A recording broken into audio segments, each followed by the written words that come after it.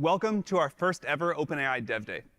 Today, we are launching a new model, GPT-4 Turbo. GPT-4 supported up to 8K, and in some cases up to 32K context length. But we know that isn't enough for many of you and what you want to do.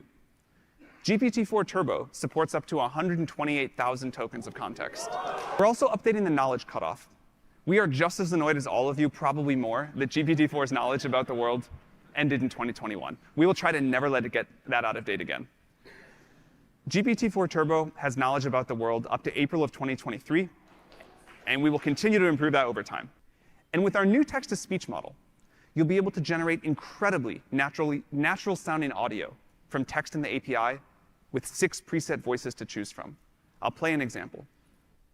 Did you know that Alexander Graham Bell, the eminent inventor, was enchanted by the world of sounds? So today we're launching a new program called Custom Models.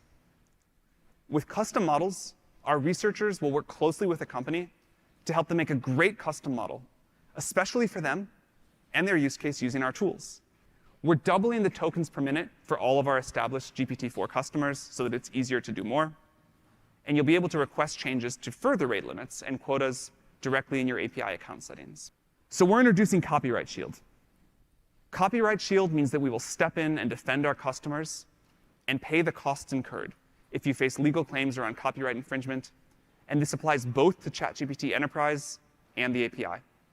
I'm super excited to announce that we worked really hard on this, and GPT-4 Turbo, a better model, is considerably cheaper than GPT-4 by a factor of 3x for prompt tokens and 2x for completion tokens starting today.